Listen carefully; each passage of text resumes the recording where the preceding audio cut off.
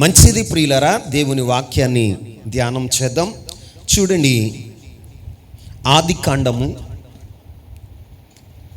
3వ అధ్యాయము 17వ వచనాన్ని ధ్యానం చేద్దాం. ఆయన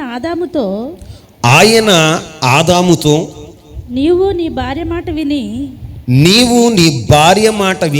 తినవద్దని నేను నీకు ఆజ్ఞాపించిన వృక్ష ఫలములు తింటివి గనుక నీ నిమిత్తము నేల శపింపబడి ఉన్నది. ప్రయాసతోనే నీవు బ్రతుకు దినములన్నీయు దాని పంట తిందువు. అది ముండ్ల తుప్పలను గచ్చ పొదలను నీకు మొలిపించును, పొలములోని పంట తిందువు. చాలండి. చదువుకున్న లేఖన భాగాన్ని ధ్యానించినప్పుడు దేవుడైన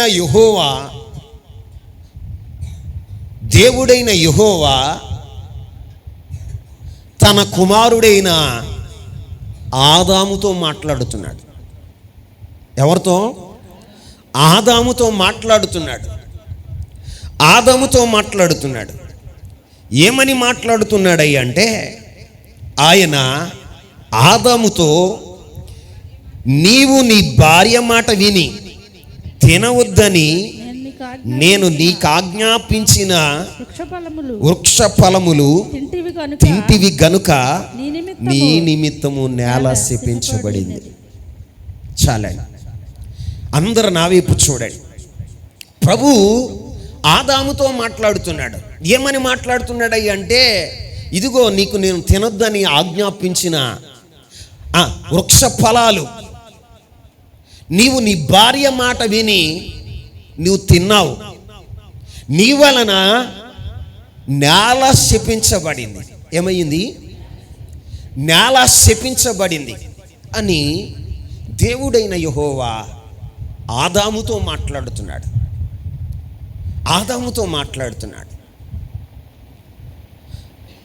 ఆదాముతో దేవుడు ఏం చెప్పాడు? ఆదాముని దేవుడు ఎలా చూడాలనుకున్నాడు? ఆదాము కొరకు దేవుడు ఏమి సిద్ధపరిచాడు?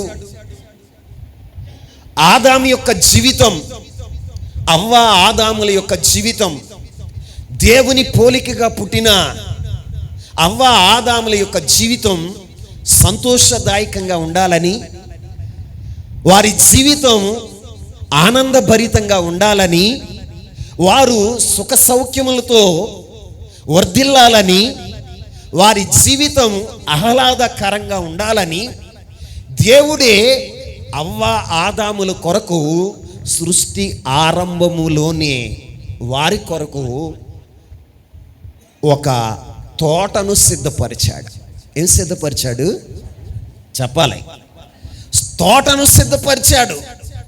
దేవుని ఉద్దేశం ఏంటయ్యా అంటే, తన పోలికలో ఉన్న మానవుడు, తన పోలికలో ఉన్న అవ్వ ఆదాము ఇదిగో భూమి మీద వారు సుఖ సౌఖ్యాలతో బ్రతకాలి, నా మాట వినాలి, నా మాటకు విధేయులుగా ఉండాలి, వారు విధేయులవటం వలన వారు ఆశీర్వాదం పొందాలి అన్న ఉద్దేశంతో దేవుడు అవ్వ ఆదాముల కొరకు ఒక ఏదెను తోటను నిర్మించాడట. ఏం నిర్మించాడు? ఏదెను తోటను నిర్మించాడు. ఏదెను తోట అవ్వ ఆదాముల యొక్క జీవితంలో వారు మనుగడ ప్రారంభించక ముందే దేవుడు వారి జీవితాల కొరకు శ్రేష్టమైన వాటిని సిద్ధపరిచాడు. ఆమేన్. వీటిని సిద్ధపరిచాడు, శ్రేష్టమైన వాటిని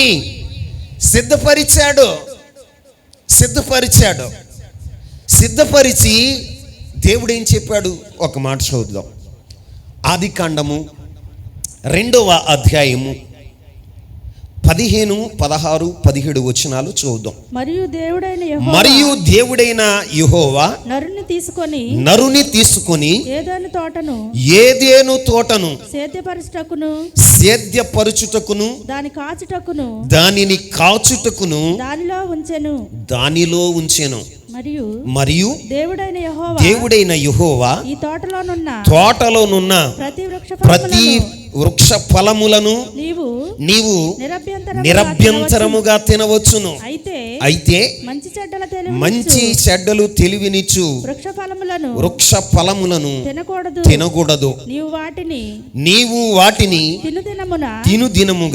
తినుదినమున నిశ్చయముగా చచ్చెదవని నరునికి ఆజ్ఞాపించెను. ఆమేన్. దేవుడు మానవుని గురించి ఎంతో ఉన్నతంగా ఆలోచించాడు. శ్రేష్టమైన వాటిని ఆదాము కొరకు సిద్ధపరిచాడు. ఆదాము కొరకు ఎలాంటి శ్రేష్టమైన ఏదెను తోటను నిర్మించాడంటే ఆ తోటలోనట సకల ఫలవృక్షాలు ఉన్నాయంట. ఏమున్నాయి? ప్రతి వృక్ష ఫలమును నీవు నిరభ్యంతరంగా తినొచ్చు.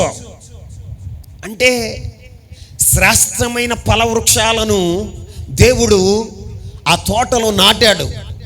ఆ తోట ఎప్పుడు ఫలాలు ఇచ్చేదిగా ఉండటానికి, ఎప్పుడు అది ఫలాలు ఇచ్చేదిగా ఉండటానికి ఆ తోటకు నలుదిశలా కూడా నీరు పారటానికి, ఏం పారటానికి? ఒక నది నుంచాడట. ఏముంచాడు? నది నుంచి దాన్ని 4 శాఖలుగా చేసి ఆ తోటలో ప్రవహించేటట్టుగా చేశాడు. ఇప్పుడు ఆదాం చేయవలసిన పని ఏంటి? పొద్దున్నే లేవటం. ఏం చేయటం? పొద్దున్నే లేవటం, ఫలవృక్షాలు కోసుకుని తినటం. ఏం చేయటం? పొద్దున్నే లేవటం, ఫలవృక్షాలు కోసుకుని తినటం. ఆ ఏదెను తోటలో ఆదాముని సేద్యపరుచు అన్నాడు. ఏమన్నాడు? సేద్యపరుచు. ఈ ఏదెను తోటకి నువ్వు కావలి ఉండు అని చెప్పాడు. ఏం చెప్పాడు? కావలి ఉండు అని చెప్పి ఏదెను తోటలో ప్రతి ఫలవృక్షము నువ్వు నిరభ్యంతరంగా తినవచ్చు. నీవు నిరభ్యంతరంగా తినవచ్చు. కానీ ఈ తోట మధ్యలో ఉంది ఒక ఫలం, ఒక వృక్షం. అది ఏ వృక్షమై అంటే మంచి చెడ్డలు తెలివినిచ్చే వృక్షం ఒకటి ఉంది. ఆ చెట్టు ఫలం తప్ప మిగిలిన ఫలాలన్నీ నిరభ్యంతరంగా నువ్వు తినొచ్చు. ఆమేన్. ఏం చేయొచ్చు?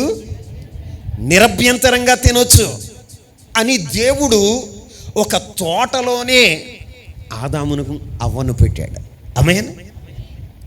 ఆదాము అవ్వను పెట్టాడు. ఈ తోటలో ఉన్నప్పుడు పలుమార్లు ఆదాము కూడా అవ్వతో చెప్పాడు, అమ్మాయి మనం ఈ పళ్ళన్నీ తినొచ్చు, ఇదిగో ఈ మధ్యలో ఉందో చూసావా, ఈ మంచి చెడులు తెలివినిచ్చే ఈ వృక్షం, ఇది తిన్న రోజున మనం చస్తామంట. ప్రభు నాతో చెప్పాడు, ఇదిగో నువ్వు తినకూడదు, పొరపాటున నేను కూడా తినకూడదు, తిన్నామా చచ్చిపోతామని దేవుడు చెప్పాడు. కాబట్టి ఈ వృక్ష ఫలం తినొద్దు అని ఇద్దరు ఎన్నోసార్లు ముచ్చటించుకున్నారు, మాట్లాడుకున్నారు. బాగానే ఉంది. కొన్ని దినాలు గడిచిన తర్వాత ఆదాం గారు ఏం చేస్తున్నారు తెలుసా? దేవుని మాటను నిర్లక్ష్యపరిచిన వాడుగా ఉన్నాడు. దేవుని మాటను నిర్లక్ష్యపరిచిన వాడుగా ఉన్నాడు. ఎలా నిర్లక్ష్యపరిచాడు అంటే, ఆదాముని ఏదేను తోటలోనికి తీసుకొచ్చినప్పుడు దేవుడు అప్పగించిన పని ఏంటి చెప్పాలి. అక్కడ చదవండి 15వ వచనం. మరియు దేవుడైన యెహోవా నరుని తీసుకొని ఏదెను తోటను సేద్యపరచుటకును దాన్ని కాచుటకు దానిలో ఉంచెను. ఆమేన్. ఇప్పుడు మీరు అందరు నా వైపు చూడండి. ఏదెను తోటను దేవుడు సిద్ధపరిచి చక్కగా నాటి ఫలవృక్షాలు ఇచ్చే ఫలాలు ఆ తోటలో ఉంచి ఆ తోటలోనికి ఎవరిని తీసుకొచ్చాడట చెప్పండి? ఆదాముని తీసుకొచ్చాడు, అవ్వను తీసుకొచ్చాడు. ఆదాము అవ్వ వచ్చారు. వచ్చిన తర్వాత దేవుడు ఏమని చెప్పాడు తెలుసా? ఈ తోటను నువ్వు సేద్యపరచు. ఏమన్నాడు? ఈ తోటను నువ్వు సేద్యపరచు. రెండవ మాట చెప్పింది ఏంటో తెలుసా? దీనికి కావలి ఉండవు. ఏముండమన్నాడు? ఎందుకు కావలి ఉండమన్నాడు? ఎందుకు సేద్యపరచమన్నాడు? బాబు, ఈ తోటలో ఫలవృక్షాలు తింటున్న నీవు ఈ తోటను సేద్యపరచాలి, బాగు చేస్తూ ఉండాలి. ఈ తోట ఎప్పుడు శుభ్రంగా ఉండాలి. ఈ తోటలో మరి వేరే క్రూర మృగాలు కానీ ఇతరితరవి కానీ ఈ తోటలోనికి రాకుండా నువ్వు కావలి కాయాలి. తోటను పాడు చేసే కానీ మిమ్ములను పాడు చేసే కానీ ఈ తోటలోనికి రాకూడదు. ఆమేన్. ఏమని చెప్పడు? ఈ తోటలోనికి రాకూడదు. రాకుండా ఉండాలంటే ఆదామా నువ్వేం చేయాలో తెలుసా? తోటకు కావలి ఉండాలి. ఏముండాలి? కావలి ఉండాలి. కావలి ఉండాలి. కానీ ఆదాము ఏం చేస్తున్నాడు? సేద్యపరచవలసిన వాడు, ఏదేను తోట కొరకు కష్టపడవలసిన వాడు, ఏదేను తోటను సేద్యపరుస్తూ దానిలో కలుపు మొక్కలు కానీ దానిలో ఉండకూడని వాటిని ఉండకుండా ఏం చేయాలో తెలుసా? సేద్యపరచాలి. ఏం చేయాలి? సేద్యపరచాలి. రెండవది పని ఏంటో తెలుసా? కావలి కాయాలి. ఏం కాయాలి? కావలి కాయాలి. మరి ఈ రోజున ఆదాము చేశాడా? మాట్లాడరా? దేవుని మాటకు అవిధేయుడయ్యాడు. ఏమయ్యాడు? దేవుని మాటకు అవిధేయుడయ్యాడు. ఈ రోజున నీ జీవితంలో కూడా, నీ కుటుంబంలో కూడా, నీ సంఘంలో కూడా, నీ గ్రామంలో కూడా జరుగుతున్నది ఏంటో తెలుసా? అవిధేయత. ఏంటండి? అవిధేయత. దేవుడు నిన్ను ప్రేమించి ఒక మంచి కుటుంబాన్ని ఇచ్చాడు. ఏదేను లాంటి కుటుంబం. ఏ కుటుంబం? ఏదేను లాంటి కుటుంబం. నిన్ను ప్రేమించి ఒక మంచి సంఘాన్ని ఇచ్చాడు. అది ఎలాంటిదయ్యా అంటే ఏదేను వనం, ఏదేను తోట. ఏదేను తోట. ఆ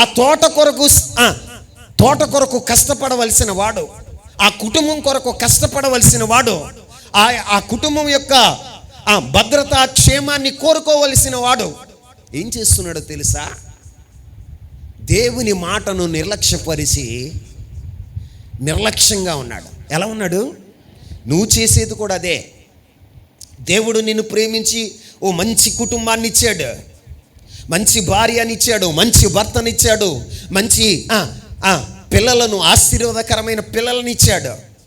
ఇప్పుడు కుటుంబ యజమానుడిగా నువ్వు చేయవలసిన పని ఏంటో తెలుసా? నీ కుటుంబం కొరకు నువ్వు కష్టపడాలి. ఏం చేయాలి? యజమానురాలుగా నువ్వేం చేయాలి? కుటుంబం కొరకు కష్టపడాలి. మరి నువ్వు కష్టపడుతున్నావా? మాట్లాడరు. కష్టపడుతున్నావా? కష్టపడితే ఎందుకు నీ జీవితంలో అప్పుల పాలవుతున్నావు? నీవు కష్టపడితే నీ జీవిత విధానం ఎందుకు ఇలా ఉంది? ఒకసారి నువ్వు ప్రశ్నించుకో. బైబిల్లో గుణవతి అయిన భార్య ఉంది. ఎవరండి? గుణవతి అయిన భార్య. ఆమె కష్టపడకుండా భోజనం చేయదంట. ఏం చేయదు? ఉదయాన్నే పెందల కాడే లేస్తుందట. ఎప్పుడు లేస్తుంది?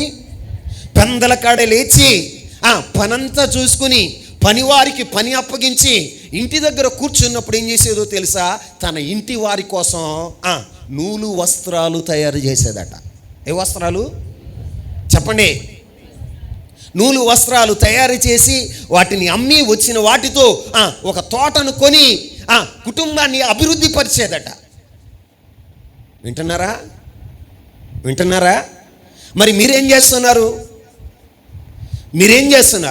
కుటుంబ యజమానుడిగా, ఒక బాధ్యత కలిగిన భర్తగా, ఒక బాధ్యత కలిగిన తండ్రిగా, ఒక బాధ్యత కలిగిన కుమారుడిగా నీ కుటుంబం కొరకు కష్టపడవలసిన నీవు కుటుంబం కొరకు కష్టపడకుండా నిర్లక్ష్య వైఖరి, ఏ వైఖరి?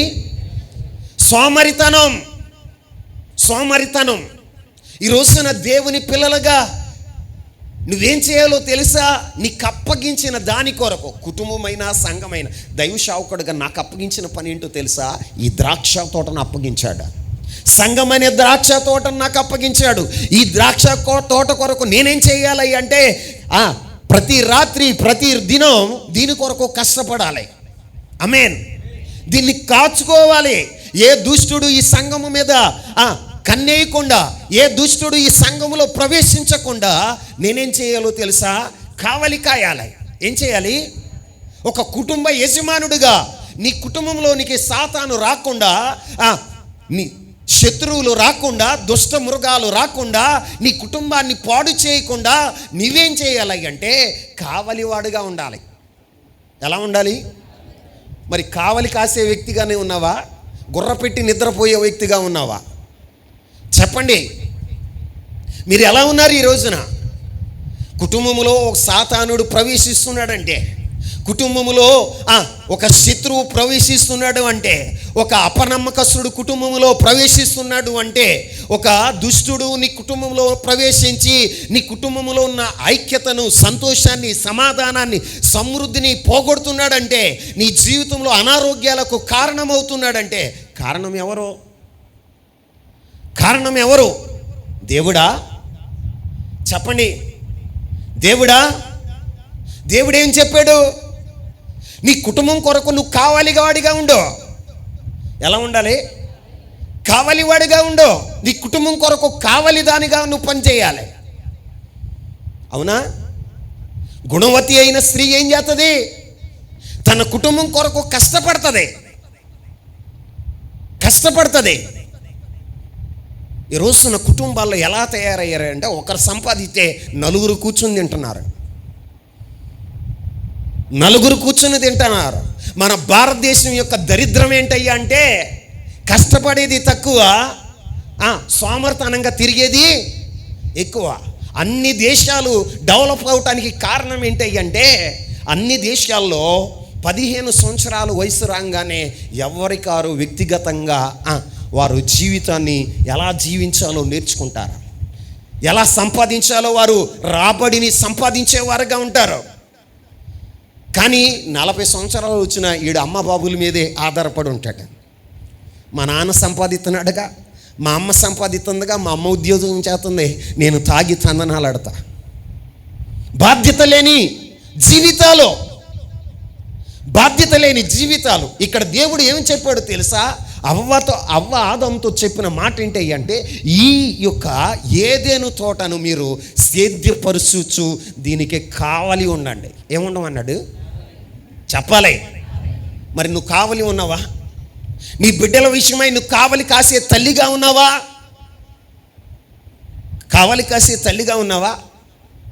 తండ్రి కష్టపడటానికి ఊరు వదిలి బయటకు వెళ్తూ ఉంటాడు. ఉదయాన్నే లేచి తండ్రి బాధ్యత నిర్వర్తిస్తాడు. కుటుంబాన్ని పోషించాలి. అయ్యో, నా కుటుంబం కొరకు, నా పిల్లల కొరకు కష్టపడాలి అని తండ్రి బయలుదేరి బయటికి వెళ్తా ఉంటే తల్లిగా నువ్వేం చేయాలో తెలుసా? నీ బిడ్డల సంరక్షణ నువ్వు చూసుకోవాలి. ఆమేన్. కుటుంబం యొక్క లోటుపాట్లు ఏంటో చూసుకోవాలి. పనివారు ఏం చేస్తున్నారు, వారికి తగిన పనిని అప్పగించేదానిగా ఉండాలి. నువ్వు ఉన్నావా? అరే, సెల్ ఫోన్ దొరికితే చాలిక పిల్లలు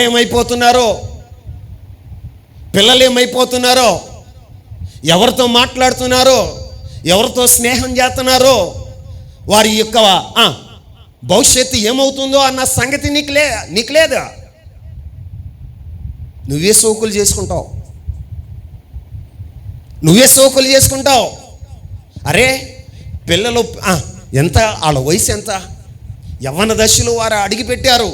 పిల్లలకి మాదిరికరంగా ఉండాలి. నువ్వు ఎలా ఉండాలి? మాదిరికరంగా ఉండాలి. పిల్లలకు దేవుని యందు భయభక్తులు కలిగి ఉండేటట్లుగా వారికి దైవ భయాన్ని నేర్పించే తల్లిగానే ఉండాలి. తల్లిగానే ఉండాలి. మరి నువ్వు ఉన్నావా? దేవుని వాక్యాన్ని, ధర్మశాస్త్రాన్ని గురించి ప్రకటించే ఒక తండ్రిగా, హెచ్చరించే ఒక తండ్రిగానే ఉండాలి. నువ్వు ఉన్నావా? ఈ రోజున ఆలోచించండి. కుటుంబము నవ్వుల పాలవటానికి కారణం, కుటుంబము అప్పుల పాలవటానికి కారణం, కుటుంబాల్లో కలతలకు కారణం, కుటుంబాల్లో నెమ్మది లేనటువంటి పరిస్థితిని అనుభవించడానికి కారణం ఏంటంటే దేవుడు చెప్పిన మాటను మనం నిర్లక్ష్యపరిచి అవిధేయత చూపుతున్నాం. ఏం చూపుతున్నాం చెప్పండి? దేవుడు ఏమన్నాడు? నువ్వు కష్టపడు, నువ్వు కావలికాయి అన్నాడు ఆదాముతో. ఆదాము ఏం చేస్తున్నాడు? మాట్లాడరా? ఎక్కడో నిద్రపోతున్నాడు చెట్టు కింద. అవ్వ ఒక్కతే తిరుగుతుంది ఏదైనా తోటలో. ఎక్కడ చెప్పండి? ఏదైనా తోటలో ఒక్కతే తిరుగుతుంది. ఏదైనా తోటలో ఒక్కతే తిరుగుతుంది. ఏదైనా తోటకు కావలి ఉండవలసిన ఆదాము ఏం చేస్తున్నాడు తెలుసా? నిర్లక్ష్యంగా ఉన్నాడు. ఎలా ఉన్నాడు? నిర్లక్ష్యంగా ఉన్నాడు, నిద్రపోతున్నాడు, నాకైతే తెలియదు. అక్కడ ఆయన ఏం చేస్తున్నాడు ఇక్కడ రాయలేదు బైబిల్లో. ఏదేను తోటలోనికి సర్పము ప్రవేశించింది. ఏం ప్రవేశించింది? సర్పము ప్రవేశించింది. ఒక్కతే అవ్వ ఏదేను తోటలో తిరుగుతుంది. ఎక్కడ తిరుగుతుంది చెప్పండి? ఇప్పుడు నువ్వు తెలుసుకోవలసిన విషయం, చెల్లమ్మ, తమ్ముడు, నీ కుటుంబ భవిష్యత్తు బాగుండాలంటే, నీ దాంపత్య జీవితం బాగుండాలంటే నేను ఒక మాట చెప్తా దైవ సేవకుడిగా. దేవుడే చెప్పాడు, మీరెప్పుడు కూడా భార్యాభర్తలు ఎప్పుడు కూడా ఎడబాసి ఉండకూడదు, ఒంటరి ప్రయాణాలు చేయకూడదు. ఏం చేయకూడదు? మాట్లాడరా? మనం మా ఆయన రాకపోతే నా ఫ్రీడమ్, చక్కగా మాట్లాడుకోవచ్చు, చక్కగా కొనుక్కోవచ్చు, షాపింగ్ చేయొచ్చు. సైతాను నిన్ను ప్రేరేపిస్తుందన్న సంగతి నీకు తెలియట్లా. సైతాను నా భర్త లేకపోతే ఎంతసేపు అయినా సెల్ ఫోన్ చూసుకోవచ్చు, ఎవరితోనైనా చాటింగ్ చేయొచ్చు, ఎవరితోనైనా ఫోన్ మాట్లాడవచ్చు. జాగ్రత్త, నీ కుటుంబం నాశనం అయిపోతుందని చెప్తున్నా. ఈ రోజున ఆదాము ఏం చేశాడో తెలుసా? నిర్లక్ష్యంగా ఒంటరిగా వదిలేశాడు. ఎవరినో తెలుసా? అవ్వని. ఎక్కడ? ఏదేను తోటలో ఒక్కదాన్నే వదిలేశాడు. ఇప్పుడు మనం ఏం చేస్తాం తెలుసా? అతి ప్రేమ. ఏ ప్రేమ చెప్పండి? నిజమే, మన పిల్లల ఏడల కూడా అతి ప్రేమను చూపుతాం, భార్య ఏడల అతి ప్రేమను చూపుతాం, భర్త ఏడల అతి ప్రేమను చూపుతాం. ఆ అతి ప్రేమే మనల్ని ఏం చేస్తుందో తెలుసా? మన కొంపను ముంచుతుంది. ఏం ముంచుతుంది? మాట్లాడరో? కొంప ముంచుతుంది. అవ్వ ఏదేను తోటలో ఒంటరిగా తిరుగుతున్నప్పుడు ఆదాము నిర్లక్ష్యంగా ఉన్నాడు, ఆదమరిచి ఉన్నాడు. సాతానుడు రానే వచ్చాడు ఏదేను తోటలోనికి. ఎక్కడికి? ఏదేను తోటలోనికి రానే వచ్చాడు, మాటలు కలిపాడు. ఇది నిజమా అనేటువంటి ఒక సందేహాన్ని అవ్వ హృదయంలో వచ్చేటట్లుగా చేసి మాట్లాడాడు. సాతానుడు ఎలా వస్తాడు నీ ఇంటికి? ఏదో ఒక రూపంలో రావచ్చు, నీకు సందేహాలు కలగచేయచ్చు. నీ సందేహాలు కలగచేసి దేవుని మీదే అనుమానం కలిగేటట్లుగా చేశాడు ఈ సాతానుడు. అప్పటి వరకు దేవునితో సహవాసం కలిగి ఉన్న అవ్వ, ఆదం, అప్పటి వరకు దేవుని యొక్క స్వరాన్ని వినగానే ఆనందంగా, ఆహ్లాదకరంగా ఆనందించేటువంటి అవ్వ, ఆదాముల యొక్క జీవితంలో సాతానుడు ఏదేను తోటలో ప్రవేశించగానే దేవుని మీద అనుమానం కలిగింది. ఎవరి మీద చెప్పండి? నీ యొక్క కుటుంబ వ్యవస్థలో కూడా, నీ దాంపత్య జీవితంలో కూడా ఇంతవరకు నువ్వు సంతోషంగా, సమాధానంగా, సమృద్ధికరంగా ఉన్న నీ కుటుంబంలో ఎప్పుడైతే అపవాది ప్రవేశిస్తాడో దేవుని మీద నీకు నిర్లక్ష్యం కలుగుతుంది, దేవుని సన్నిధి మీద నిర్లక్ష్యం కలుగుతుంది, దేవుని వాక్యం మీద నిర్లక్ష్యం కలుగుతుంది. దేవుని వాక్యాన్ని వినకుండా నువ్వేం చేస్తావో తెలుసా? దేవుని మాటకు అవిధేయత చూపుతావు. ఏం చూపుతావు? అవిధేయత చూపుతావు. భర్త చెప్పాడు, భర్త మాట కూడా వినలా. ఎవరి మాట వినలా? భర్త మాట కూడా వినలా. ఈ రోజున మీతో చెప్తున్న మాట, నీవు నీ భార్య తప్ప మరొకడు మీ దాంపత్య జీవితంలోనికి ఎవ్వరు ప్రవేశించకూడదు. ఆడు అన్నయ్య అయినా, తమ్ముడైనా, స్నేహితుడైనా, ఎవరైనా కూడా మీ దాంపత్య జీవితంలో ప్రవేశించకూడదు. వారి మాటలు మీరు వినకూడదు. వారి మాటలు విన్నారా, ఏదో ఒక రోజున మీ దాంపత్య జీవితానికి ఏం కలుగుతుందో తెలుసా? నష్టం కలుగుతుంది. ఏం కలుగుతుంది? నష్టం కలుగుతుంది. ఈ రోజున ఏదెను తోటలో అవ్వ, ఆదాము మాత్రమే ఉన్నారు. కానీ ఆదాము యొక్క నిర్లక్ష్యం వలన సర్పము ఏదెను తోటలోకి వచ్చింది. ఎవరు వచ్చారు చెప్పండి? దేవుని మీద అనుమానం కలగ చేస్తుంది. అది రాగానే ఏమంటుందో తెలుసా? అవ్వా బాగున్నావా? ఏమంటుంది? బాగున్నావా? బాగున్నాను. ఏంటి మరి సంగతి? ఏమన్నాయి? ఏదేనో తోటలో అటు ఇటు తిరగటం తప్ప, ఇదిగో ఫలవృక్షాలు తినటం తప్ప మాకేం వార్తలు ఉంటాయి? సాయంత్రం అయితే ప్రభు వస్తాడు, ఆయన చేయబట్టుకుని మేము నడుస్తాం, సంతోషంగా మా జీవితం సాగిపోతుంది అని చెబుతుంది. ఇదేం చేస్తుందో తెలుసా? అసూయతో కడుపు ఉబ్బిపోతుంది. అవ్వ మాట్లాడుతూ ఉంటే మేము బాగున్నాం అంటే దీనికి ఏమొస్తుందో తెలుసా? కడుపు ఉబ్బిపోతుంది. ఏముబ్బిపోతుంది? కడుపు ఉబ్బిపోతుంది. బయటికి వ్యక్తపరచట్లా.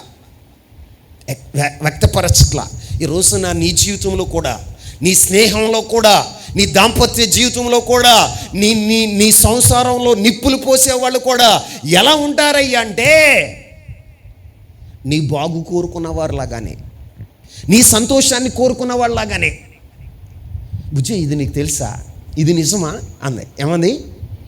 ఇది నిజమా అంటే నిజమే అని చెప్తుంది. ఏంటి నిజం? ఈ తోటలో ఏ చెట్టు పండైనా దేవుడు తినొద్దన్నాడా? ఏమని అడిగింది? ఏ చెట్టు పండైనా తినొద్దన్నాడా దేవుడు అంటే? తినొద్దన్నాడు. ఇదిగో ఈ మంచి చెడులు తెలివినిచ్చే వృక్ష ఫలాన్ని దేవుడు తినొద్దన్నాడు. ఇది తిన్న రోజున మీరు చస్తారని దేవుడు చెప్పాడు అని ఆ మాట కూడా సాతానికి చెప్పింది. ఏం చెప్పింది? ఆ మాట కూడా సాతానికి చెప్పింది. కానీ సాతాన్ ఏమందో తెలుసా? నువ్వు చావనే చావో. ఏమని చెప్తుంది? నువ్వు చావనే. బుజ్జా, ఏం జరగదో, ఏం కాదో తెలుసా? ఏం కాదు. నీ జీవితంలో అపవాది ప్రవేశించినప్పుడు ఏం చేస్తుందో తెలుసా? నీ వ్యక్తిగత జీవితాలు జోక్యం చేసుకుంటుంది.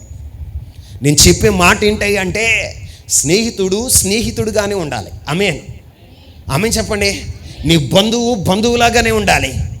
నీ ఇరుగు పొరుగువారుగానే ఉండాలి. నీ దాంపత్య జీవితాన్ని గురించి ఎందుకు? నీ దాంపత్య జీవితాన్ని గురించి ఎందుకు? నీ వ్యక్తిగత జీవితాన్ని గురించి ఎందుకు? ఎక్కడ దాకా నువ్వు ఉండాలి? బాగున్నావు అంటే బాగున్నావా, తిన్నావా అంటే తిన్నావా, అక్కడితో హ్యాట్స్ ఆఫ్ చెప్పాలి. కానీ వ్యక్తిగత జీవితాలను మనం పంచుకోకూడదు.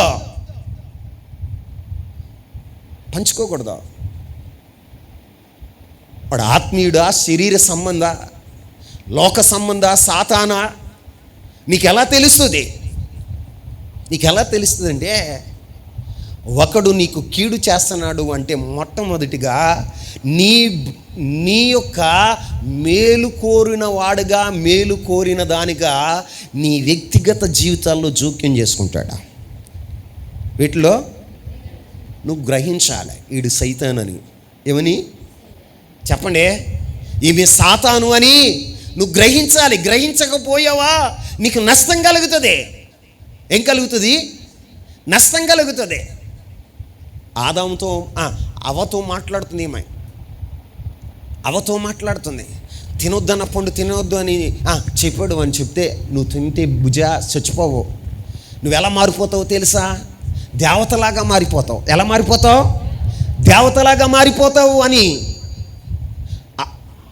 సాతాను చెప్తే, అపవాది చెప్తే, దేవుని మాటనలా. ఎవరి మాటనలా? భర్త మాటనలా. ఎవరి మాటనలా? అప్పుడే వచ్చిన సాతాను మాట మాత్రం వినేసింది.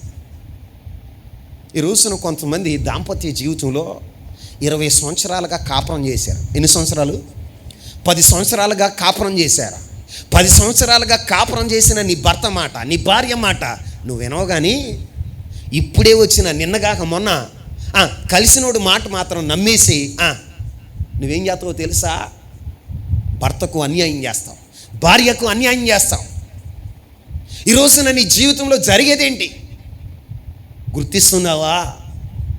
సాతానుడు నీ కుటుంబాన్ని పతనం చేస్తున్నాడని, నీ క్షేమాన్ని పతనం చేస్తున్నాడని, దేవునితో ఉన్న సంబంధాన్ని తెంచుతున్నాడని గుర్తిస్తున్నావా?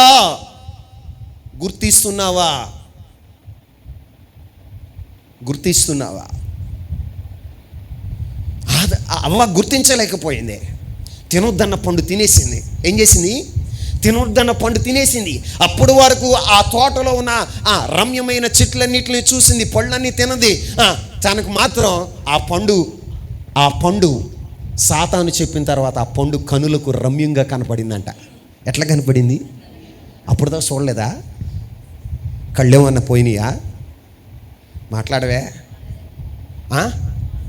ఈ రోజున కొంతమందికి ఇదే ఉంటుంది. సైతం చెప్పగానే బుజ్జి ఆడు చూడు, నీ గురించే ఆలోచిస్తాడు, ఎప్పుడు నీ గురించే చెప్తాడు. నువ్వెక్కడికి వెళ్ళావో నీ అమ్మాలే ఫాలో అవుతాడు బుజ్జ. నిజం బుజ్జ, నాకు ఎన్నిసార్లు చెప్పాడు తెలుసా? సైతానా. ఎవరు? సైతానా, పో, మా ఇంటి దగ్గర నుంచి పో, ఇక్కడి నుంచి లేచిపో అని చెప్పాలి. నువ్వు ఏమని చెప్పాలి? నిజమక్క, నిజమక్క. ఆడవాళ్ళలో వీక్నెస్ ఏంటో తెలుసా? కొంచెం పొగిడితే ఇవి బలహీన ఘటాలట. ఏ ఘటాలు? ప్రభువే వాక్యంలో రాశాడు, బలహీనమైన ఘటం. ఏ ఘటం? బలహీనమైన ఘటం. అరే ఎవడో పొగిడేడంటే సంతోషించేస్తున్నావే, వయ్యారంగా ఒళ్ళు తిప్పుకుంటున్నావే, అద్దంలో పలుమార్లు చూసుకుంటున్నావే. నీ భర్త ఎన్నిసార్లు నువ్వు చాలా బాగున్నావు, నీ భర్త చాలా బాగున్నావు, నువ్వంటే నాకు ప్రాణం అని ఎన్నిసార్లు చెప్పలా? చెప్పాడా లేదా? మాట్లాడరా మో. ఎంత కఠినాత్ములు తెలుసా? మాట్లాడాడా లేదా? పొగిడాడా లేదా? నీ భర్త పొగడతలకి నీకేం లేదు, గాలి తీసేసిన చూపులాగా ఉన్నావు. ఏ చూపులాగా? కానీ ఎదటోళ్ళు పొగుడుతూ ఉంటే గాలి కొట్టిన చూపులాగా. అంటే జీడి పొగేస్తారు చూసావా? ఏ పొగంట? జీడి పొగేసినప్పుడు ఇంతలా నొప్పుతారంట. నాకైతే తెలీదు, పెద్దలు అంటారు. ఈడు పొగంగానే ఉబ్బిపోతూ ఉంటావు. ఈ సైతాన్ వచ్చి నీకు చెప్పగానే ఉబ్బిపోతూ ఉంటావు, సంసారాన్ని నాశనం చేసుకుంటావు. ఈ రోజున దాంపత్య జీవితాన్ని, పవిత్రంగా ఉన్న నీ దాంపత్య జీవితాన్ని, పరిశుద్ధంగా ఉన్న నీ దాంపత్య జీవితాన్ని, ఆహ్లాదకరంగా ఉన్న నీ కుటుంబ వ్యవస్థను పాడు చేసుకునేదానిగా తయారయ్యావు. తినేసావు, తినకూడని పండు తినేసావు. ఇప్పుడు అసలు ప్రసంగం ప్రారంభం. మనం చదువుకున్నది ఏంటి? నువ్వు తినొద్దన్నా చదవండి. ఇప్పుడు ఆదికాండం 3వ అధ్యాయం 17వ వచనం. ఆయన ఆదాముతో, నీ భార్య మాట విని తినవద్దని నేను నీతో చెప్పిన వృక్ష ఫలములు తింటివి గనుక నీ నిమిత్తము నేల శపింపబడి ఉన్నది. ఆమేన్. ఏమైందంట? నేల శపించబడిందంట. ఎవరి నిమిత్తం? ఎవరి నిమిత్తం? ఆదాముని శపించాలి కానీ నేలను శపించాడండి దేవుడు. ఏమండి? తప్పు చేసింది ఎవరో? తప్పు చేసింది ఎవరో? కానీ శపించబడింది ఏది? నేల. ఈ రోజున మీతో ఒక మాట చెప్తా. నా అంశం ఏంటయ్యా అంటే, ఎంత భక్తిపరులైనా, ఎంతగా దేవునితో సహవాసం కలిగిన వారైనా, భార్య చెప్పగానే భార్య మాట వింటాడు. ఆమె చెప్పండి, వింటారా వినరా? ఇక్కడ ఆదాము మొదటి మనుష్యుడు, దేవునితో ప్రతిరోజు నడిచేవాడు, దేవుని చేయి పట్టుకుని ఆయన స్పర్శ విని, ఆయన స్వరాన్ని విని, ఆయన ప్రత్యక్షతను చూసినవాడు. కానీ భార్య మాట విన్నాడు. ఎవరి మాట విన్నాడు చెప్పండి? ఎవరి మాట విన్నాడు? భార్య మాట విన్నాడు. మరి ఇంతమంది స్త్రీలు ఉన్నారు మందిరంలో, నీ భర్త నీ మాట ఎందుకంటలా మాట్లాడరా? నీ భర్త నీ మాట ఎందుకంటలా? ఎందుకు ఏనట్లా? మిమ్మల్ని నేను ప్రశ్నించేదే. ఎందుకు నీ భర్త నీ ఇంటికి నీతో పాటుగా మందిరానికి రాలేకపోతున్నాడు? ఎందుకు నీ భర్త నీ అడుగు జాడల్లో నడవలేకపోతున్నాడు? నేను ఒక మాట చెప్తాను, వినండి. ఆదాము దేవునితో సహవాసం కలిగిన వాడైనా ఎవరి మాట విన్నాడో తెలుసా? మాట్లాడాలి, గట్టిగా చెప్పండి. అవ్వ మాట విన్నాడా లేదా? అవి తినకూడని పళ్ళు తీసుకొచ్చింది అవ్వ. ఎక్కడి అమ్మాయి? ఎవరిచ్చారు అమ్మాయి? ఎక్కడ కోసావు అమ్మాయి అన్న ఒక మాట కూడా మాట్లాడలా. ఇచ్చిన పళ్ళన్నీ తినేసాడు గుబ్బలాడించుకుంటా. ఏం చేశాడు? మాట్లాడండి. ఇచ్చిన పళ్ళన్నీ తినేసాడు. ఇప్పుడు నేను మాట చెప్తా. మీ అమ్మగారి ఇంటికి వెళ్ళేటప్పుడు నీ భర్తని ఎంత ఫోర్స్ చేసి తీసుకెళ్తావు? నీ పిల్లల్ని ఎంత ఫోర్స్ చేసి తీసుకెళ్తావు? మరి దేవుని మందిరానికి ఎందుకు తీసుకురాలేకపోతున్నావు? మాట్లాడవే? ఫంక్షన్కి వెళ్ళాలంటే నీ భర్త రాను అన్నాడు, పని ఉందా అన్నాడు. ఏం చేస్తావు? మా ఇంటికి ఎందుకు వస్తావు? నీకు అయినోళ్ళ ఇంటికి అయితే వెళ్తావు, నీ రక్త సంబంధుల ఇంటికైతే వెళ్తావని ఏడుస్తావు. ఏం చేస్తావు? ఏడుస్తావు. మీరు ఎముక కదా. ఎవరో మీరు ఎముక, వీళ్ళు ఎవరో మట్టి, నేల మట్టి. పురుషులు ఎవరయ్యంటే నేల మట్టి. 2 కన్నీళ్లు పడగానే ఏమవుతారో తెలుసా? ఆడు ఎంత క్రూరుడైనా, ఎంత మూర్ఖుడైనా, ఎంత మాట వినని వాడైనా చూడటానికి ఆజానుబాహుల్లా ఉంటాడు. ఎలాగా? 6 అడుగులు పైనే ఉంటాడు. 6 అడుగుల మీద ఒక జానడు ఎక్కువ ఉంటాడు. ఏమి ఎంత ఉంటుందో తెలుసా? 4.5 అడుగులు ఉంటుంది. ఎన్ని అడుగులు అంటే ఇంత ఉంటుంది. ఆడేమో అంత ఉంటాడు, ఈడేమో ఇంత ఉంటుంది. కన్నీళ్ళు కార్చితే కరిగిపోతాడే. ఏమైపోతాడు? ఎప్పుడైనా దేవుని మందిరం కొరకు, దేవుని కొరకు కన్నీళ్ళు ఇడిచేవా? మిమ్మల్ని అడుగుతున్నా, పొళ్ళిగిలి మొహండి, సీరియస్గా తీసుకోండి. ఎప్పుడైనా నీ భర్తను, అయ్యో నా దేవుని మందిరానికి తీసుకువెళ్ళాలి, నా భర్త నశించిపోతున్నాడు, నరకానికి వెళ్ళిపోతాడు, ఒకవేళ ఈ రాత్రి చచ్చిపోతే నరకానికి వెళ్ళిపోతాడు. ఎక్కడికి వెళ్ళిపోతాడు? నరకానికి వెళ్ళిపోతాడు. నా భర్త అలా వెళ్ళకూడదు, నా పిల్లలు అలా వెళ్ళకూడదు, నా పిల్లలు నేను కలిసి దేవుని నిత్య రాజ్యములో ఆ మహిమలో మేము ఉండాలి అనేటువంటి దృక్పాదన నీకుందా? ఉందా? లోక సంబంధమైన వాటి కొరకు ఏడవటం కాదు, లోక సంబంధమైన వాటి కొరకు ఏడవటం కాదు. ఇక్కడికి వెళ్ళాలి, అక్కడికి వెళ్ళాలి, అక్కడికి తీసుకెళ్ళు, షాపింగ్కి తీసుకెళ్ళి అని ఏడవటం కాదా? దేవుని సన్నిధికి రా. నువ్వు నేను దేవుని మందిరానికి వెళ్తే దేవుని యొక్క అభిషేకం మన మీదకి దిగి వస్తుందయ్యా. దేవుని సన్నిధిలోకి వెళితే దేవుడు మనల్ని ఆశీర్వదిస్తాడయ్యా. మన పిల్లల్ని తరతరాలుగా ఆశీర్వదించే దేవుడిగా ఉంటాడయ్యా. దేవుని మందిరంలో ఉంటే మనకి క్షేమం కలుగుతుందయ్యా అని ఎప్పుడైనా నువ్వు ఏడ్చావా? మాట్లాడరే.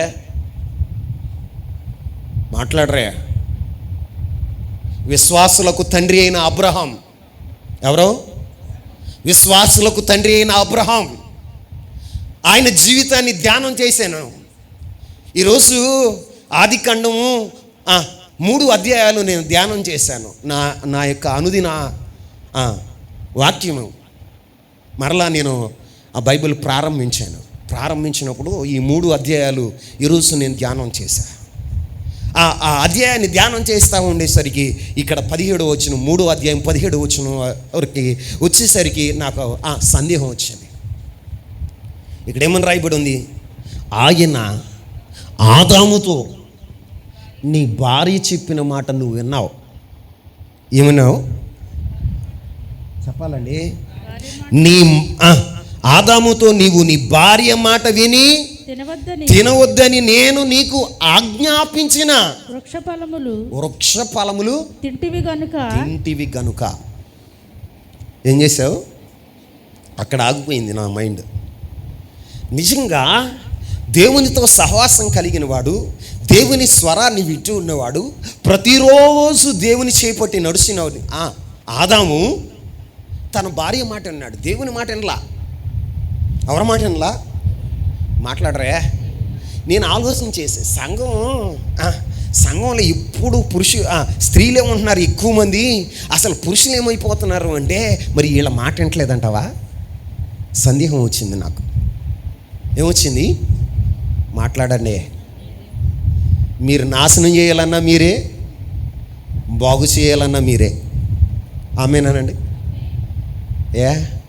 గట్టిగా చెప్పట్లా? గట్టిగా చెప్పండి. బాగు చేయాలన్నా మీరే, కుటుంబం పతనావస్థకి వెళ్ళిపోవాలన్నా మీరే. నేను బైబిల్ ధ్యానం చేస్తూ వచ్చాను. అబ్రహాము విశ్వాసులకు తండ్రి, దేవుని మాట విని కల్దీల ఊరు అనే పట్టణాన్ని విడిచిపెట్టేసి కల్దీల పట్టణానికి బయలుదేరాడు. కనాను దేశానికి బయలుదేరాడు. కల్దీల ఊరు నుండి బయలుదేరి కనాను పట్టణానికి బయలుదేరినటువంటి అబ్రహాము దేవుని కొరకు రక్త సంబంధికులను విడిచిపెట్టేశాడు. దేవుని కొరకు చేస్తున్న వృత్తిని విడిచిపెట్టేశాడు. దేవుని కొరకు అప్పుడు దాకా పూజించినటువంటి దేవతలను, దేవుళ్లను విడిచిపెట్టేశాడు. దేవుని మాట ప్రకారం నడుచుకుంటూ వస్తున్నాడు. దేవుడు కూడా వాగ్దానాలు చేస్తున్నాడు. ఆయన తెగింపును చూసి, ఆయన విశ్వాసాన్ని చూసి దేవుడు కూడా ఆశీర్వదిస్తున్నాడు. ఏమంటున్నాడో తెలుసా? అబ్రహామా, నేను నిన్ను ఆశీర్వదిస్తా, నేను నీకు తోడై ఉంటా, నీ సంతానము ఆకాశ నక్షత్రముల వలె, భూమి యొక్క ఇసుక రేణువుల వలె ఉంటారు. అబ్రహామా, ఇదిగో నువ్వు ఎలా ఆశీర్వదించబడతావు తెలుసా? నిన్ను గొప్ప జనంగా చేస్తాను, నిన్ను శపించిన వారిని నేను శపిస్తా. ఏమంటున్నాడు చెప్పండి? అంతగా దేవుడు కనెక్ట్ అయిపోయి అబ్రహాంతో ఉంటే, అబ్రహాము గురించి దేవుడు ఏమి సాక్ష్యం ఇచ్చాడో తెలుసా? నా స్నేహితుడైన అబ్రహాము అన్నాడు. ఏమన్నాడు చెప్పండి? ఒక రోజున దిగాలుగా కూర్చున్నాడంట అబ్రహాం. ఎలాగా? దిగాలుగా కూర్చున్నాడట. అరే, దేవుడు నన్ను ప్రేమించి ఆస్తినిచ్చాడు, దాసదాసీలనిచ్చాడు, గొర్రెలను మేకలను బాగా, భూమి మీద నా యొక్క సంపద, విస్తారమైనటువంటి సంపద ఉందే, కానీ నా కుటుంబంలో వారసుడు లేడే. దమస్కు వాడైన ఈ ఎలియాజరే నా కుటుంబానికి నాకు వారసుడవుతాడా అని బాధతో సింతతో కూర్చున్నాడంట.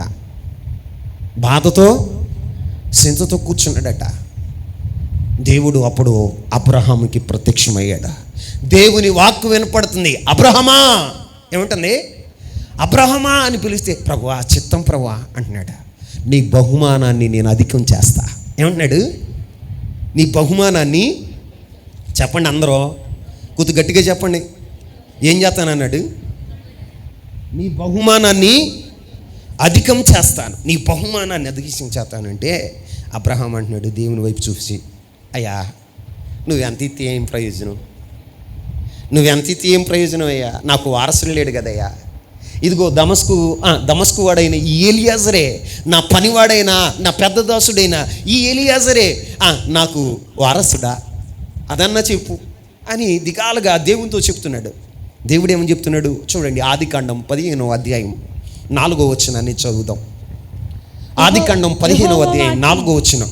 యెహోవా వాక్యము యెహోవా వాక్యము అతని యొద్దకు వచ్చి ఇతడు నీకు వారసుడు కాడు, నీ గర్భవాసమున పుట్టబోచున్నవాడు నీకు వారసుడగునని చెప్పాను.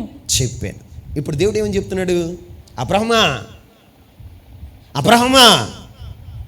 నువ్వు దిగులు చెంద మాకు, ఇదిగో ఇతడు కాదు వారసుడు. దేవుడు ఖచ్చితంగా చెప్తున్నాడు. ఏమనో తెలుసా? నీ గర్భమున పుట్టబోయేవాడే నీకు వారసుడని చెప్తున్నాడు.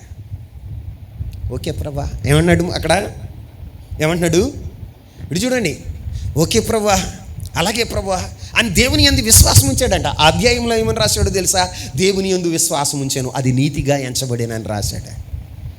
ఆ అధ్యాయం అయిపోయింది. 16వ అధ్యాయంలోకి వచ్చాడు. ఏ అధ్యాయము? 16వ అధ్యాయం 2వ వచనాన్ని చదవండి. కాగా శారయి ఇదిగో నేను పిల్లలు కనకుండా యెహోవా చేసి ఉన్నాడు. నీవు దయచేసి నా దాసితో పొమ్ము, ఒకవేళ ఆమె వలన నాకు సంతానము కలుగవచ్చునని అబ్రహాముతో చెప్పాను. అబ్రహాము శారా మాట వినేను. కాబట్టి చాలామా మన అంశం ఏంటో తెలుసా? అబ్రహాము శారా మాట వినేను. ఎవరి మాట అన్నాడు? దేవుడు చెప్పాడు 15వ అధ్యాయంలో, నీకు బహుమానాన్ని అత్యధికంగా చేస్తాను, ఇదిగో నీ కడుపున పుట్టినవాడే నీకు వారసుడు. ఖచ్చితంగా దేవుడు చెప్పాడా లేదా? శారా ఏం చేస్తుంది? నా వయసు ఉడికిపోయింది, శరీరం మురతలీమైపోయింది, ఇక లెగటానికి కూడా ఓపిక లేదు. రోజు ఇంటికి వచ్చి ఏడుతూ ఉందన్నమాట. ఏం చేస్తుంది? మాట్లాడరా? ఏడుస్తూ ఉంది. అమ్మాయి ఎందుకు ఏడుస్తున్నావు అంటే, సంతానం లేదుగా, నేను ముసల్దాన్ని అయిపోయానుగా. ఇంత సంపాదించేవి ఎందుకయ్యా? ఏమంటుంది? ఇంత సంపాదించావు ఎందుకయ్యా? ఇంత ఇచ్చాడు దేవుడు, నాకు గర్భాన్ని మూసాడు అన్నా. దేవుడు మూసేస్తాడా? తన ప్రియులు నిద్రిస్తూ ఉండగా ఆయన అనుగ్రహించే దేవుడా? ఆమేన్. తన ప్రియులు నిద్రిస్తుండగా అనుగ్రహించే దేవుడు ఆమెకు అన్యాయం చేస్తాడా? ఆడవాళ్ళు ఏముంటుందో తెలుసా? తొందరపాటు ఉంటుంది. ఏముంటుంది చెప్పండి? ఒక్క నిమిషం ఆగి ఆలోచిస్తే పొరపాట్లు జరగవు. ఏం జరగవు? పొరపాట్లు జరగవు. ఏదో మేము పట్టుకున్న దానికే 3 కాళ్ళు, ఇదిగో నేను పట్టుకున్న కుందేలికి 3 కాళ్ళు అన్నట్టుగా మొండితనంగా వ్యవహరిస్తారు, ఏడుతూ ఉంటారు. అది మంచిదా కాదా అనేది ఆలోచన చేయరు, తొందరపడతారు. అబ్రహాం కూడా ఇదే జరిగింది ఇంట్లో. ఈయన విశ్వాసులకు తండ్రి, అరే దేవునితో సత్సంబంధం కలిగిన వాడు, దేవునికి స్నేహితుడైన వాడు, దేవుడు స్వయంగా మాట్లాడేవాడండి. మాట్లాడుతూ ఉంటే నీకు సంతానం ఇస్తానని దేవుడు ధైర్యపరిస్తే, ఒక రోజున దిగులుగా కూర్చున్నాడని అబ్రహాం దగ్గరకు వచ్చి, ఏంటి అబ్రహాం నీరసంగా ఉన్నావు ఏంటి దిగులుగా ఉన్నావు, మొహం ఏంటి అలా ఉంది అంటే, ఏమని చెప్పను ప్రభువా, ఇంత ఆస్తి ఇచ్చావు. ఏమంటున్నాడు? ఇంత ఆస్తి ఇచ్చావు, ఇదిగో ఇంతమంది పనివారిని ఇచ్చావు, మా ఇంట్లో ఒక పిల్లవాడు కానీ బీరకాయ కానీ ఏమీ లేదు అంటున్నాడు. ఏమంటున్నాడండి? ఒక పిల్ల ఒక పీస్ కూడా లేదు. ఎందుకయ్యా ఎంత ఇచ్చి నువ్వు, నాకు ప్రయోజనం ఏంటి అంటే, బాధపడమకు, నీ గర్భాన్ని పుట్టినవాడే నీకు వారసుడాన్ని దేవుడు చెప్తుంటే మరి నమ్మాలిగా, దేవుని మాట వినాలిగా. వినకుండా ఏం చేసాడు తెలుసా? శారా మాట అన్నాడండి. ఎవరి మాట? ఈ శారా మామూలుదా? శారా మామూలుదా? ఇంటికి వచ్చిన ఇంటికి రాగానే, అబ్రహాం ఇంటికి రాగానే ఏడుతో మొదలెట్టింది. ఎప్పుడు ఏడుతూనే కూర్చుంటుంది. అమ్మాయి ఏడమోహమ్మాయి అంటున్నాడు. ఏమంటున్నాడు? ఏడమోహమ్మాయి అంటే, ఏడోకి ఏం చేయమంటావు? వయసు ఉడికిపోయింది. ఏమంటుంది? వయసు ఉడికిపోయింది, నాకు పుట్టపోతే పుట్టపోయాడు, ఇదిగో నా దాసి ఉందిగా, దీంతో పో, నీకు సంతానం దీనివల్ల నాకు కలుగుతుంది, వారసుడు మిగులుతాడు అని చెప్తుంది. అమ్మాయి, దేవుడు నాతో మాట్లాడాడు. ఏం చెప్పాలి? దేవుడు నాతో మాట్లాడాడు. నీ గర్భాన పుట్టినవాడే వారసుడవుతాడని నాకు చెప్పాడు. నువ్వు తొందరపడ మాకు, నన్ను తొందర పెట్టమాకు. ఇదిగో ఇంతకాలం వేసి ఉన్నాంగా, ఒక్క సంవత్సరం వేసి చూద్దామని చెప్పాలిగా, చెప్పాలా వద్దా? ఆమె ఏడుతుందని ఏమి ఏడుపు చూడలేక ఏం చేసాడు తెలుసా? తొందరపాటు నిర్ణయం తీసుకుని ఆగర్నిచ్చి పెళ్లి చేసింది. ఎవరిని? ఆగర్నిచ్చి పెళ్లి చేస్తే ఏం జరిగిందండి? ఆగర్నిచ్చి పెళ్లి చేసేసింది. ఆగర్ గర్భవతి అయింది. గర్భవతి అవంగానే యజమానురాలు నీచంగా కనపడుతుందంట. ఎలాగా? ఓరు బాబోయ్, మీ ఆడవాళ్ళకి మామూలు స్వప్నత్తానం కాదు, నన్ను తిట్టుకోమోకండి. ఇక్కడ రాయబడిన మాట ఏంటంటే యజమానురాలు నీచంగా కనపడిందంట. ఎలాగా? మళ్ళీ ఏడుతుంది. ఏడుపు అలవాటండి కొంతమందికి, అర్థం లేని ఏడుపు ఏడుతూ ఉంటారు. అబ్రహాం రాగానే ఏడుతుంది సాయంత్రం. అమ్మా ఎందుకు ఏడుతున్నావు అంటే ఆగరం చూసాను, గర్భం ధరించింది, పిల్లడు పుడతాడుగా సంతోషి, పిల్లడు పుడితే ఆడుతూ అంటున్నాడు ఈయన. ఆయన తెలియట్లా ఏమేంటుందో తెలుసా? నా ఉసురు నీకు తగులుతుంది. ఏమంటుంది? నా ఉసురు నీకు తగులుతుంది అంటే అమ్మాయి అసలు ఏం జరిగిందమ్మా అంటే దానికి ఎలా కనపడుతున్నానని తెలుసా? యజమానురాలు నా ఆలోచన లేకుండా నా భర్తని పంచిచ్చానన్నటువంటి కృతజ్ఞత భావం దాంట్లోకి లేదేం మాత్రం నీచంగా చూస్తుందయ్యా అంటే అది నీ యొక్క దాసి నీ చేతుల్లోనే ఉంది, నువ్వేం చేస్తావో చెయ్యి అన్నాడు అబ్రహాం. అప్పుడు కూడా ఒక నిర్ణయం తీసుకోవాలా.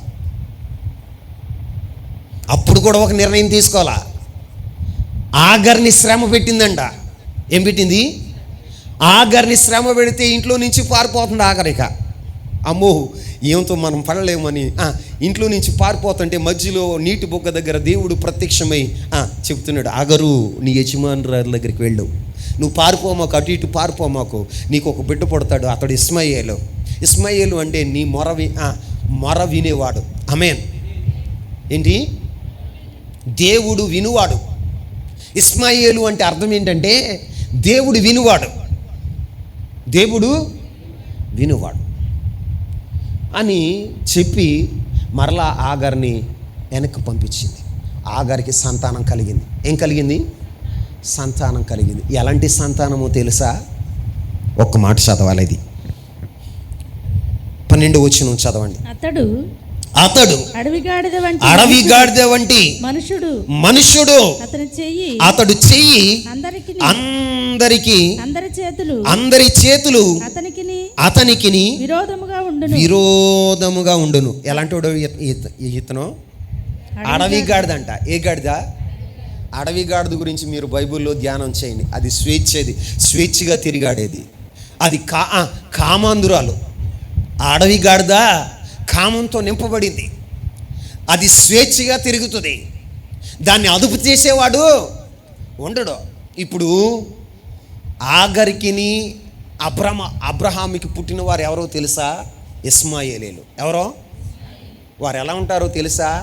అందరి చేతులకి వారి చేతులకు ఎలా ఉంటాయో తెలుసా? విరోధంగా ఉంటాయి. మన చేతులు ఎలా కడుక్కుంటాం? మొహం ఎట్ట కడుక్కుంటాం చెప్పండి? ఇట్లా కడుక్కుని తర్వాత ఇట్లా కడుక్కు. అవునా? వాళ్ళు అలా కడగరు. ఎలా కడుగుతారు? ఎదురు కడుగుతారు. ఏం కడుగుతారు? ఎదురు కడుగుతారు. చేతులు ఎదురు కడుగుతారు. మనమేమో ఇలా కడుగుతాం, వాళ్ళేమో అంటే వారి స్వభావం ఎలా ఉంటుందో తెలుసా? తిరుగుబాటు చేసే స్వభావం. ఏ స్వభావం? అబ్రహాము చేసిన పొరపాటుకి దేశంలో ఎవరు పుట్టారో తెలుసా? శరీర సంబంధాలు, ఆత్మ సంబంధులు కాదు. ఎవరో? శరీర సంబంధాలు. దుబాయ్ వెళ్ళండి, ఎంతమంది పిల్లలు ఉంటారో వాళ్ళకి తెలుసా? ఎంతమంది భార్యలు ఉంటారో తెలుసా? వాళ్ళకి పరిమితం ఉండదు. ఏముండదు? ఎందుకని?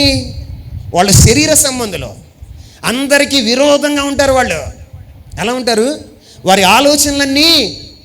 అవును, దేశంలో ఉగ్రవాదులు ఎవరో మాట్లాడండి. ఈ రోజున అబ్రహాం చేసిన పొరపాటు ఎందుకు చేశాడు చెప్పనా? శారా మాట విని. ఎవరో బాగా చెప్పాలి.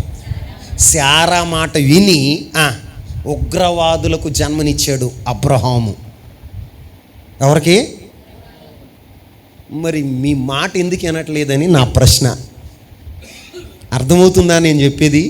ఎంతమందికి అర్థమైంది? అమ్మా, ఆ వెనకమాల ఉన్న వాళ్ళు ఏం మాట్లాడట్లా, స్పందించట్లా. అర్థమైందా? మరి మీ మాట మీ భర్తలు ఎందుకు వింటలా చెప్పండి.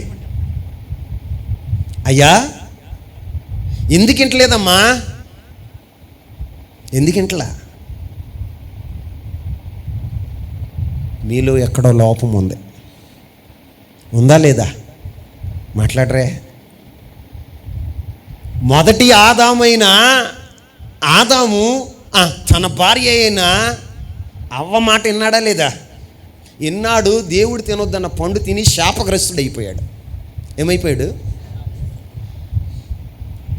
విశ్వాసులకు తండ్రి అయిన అబ్రహాము శారా మాట విని విరోధులకు, శరీర సంబంధులకు జన్మనిచ్చాడు. ఎవరికి? శరీర సంబంధులకు జన్మనిచ్చాడు. మరి అంతగా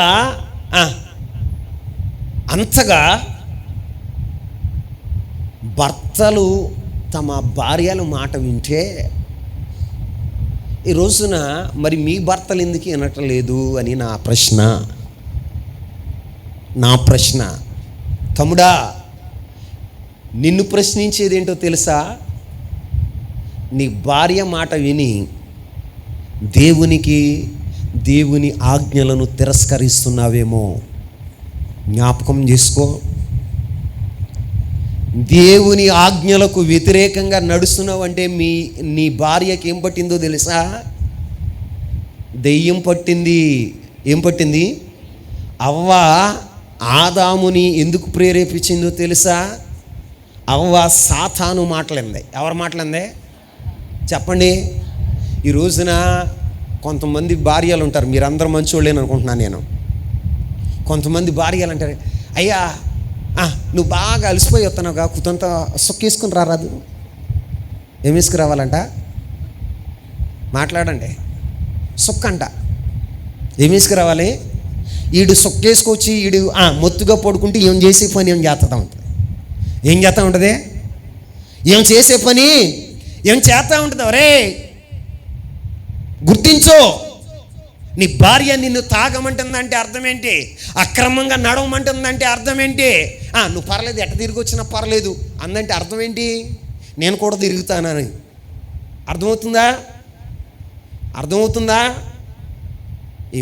ఈ మాటలు కఠినంగా ఉండొచ్చు, కానీ హృదయంలోనికి తీసుకోండి, సత్యమని గ్రహించండి. ఈ రోజున నీ భార్య దేవునికి వ్యతిరేకంగా నిన్ను ప్రేరేపిస్తుందంటే ఆమెకి ఏం పట్టిందో తెలుసా? సైతాను పట్టింది. ఏం పట్టింది?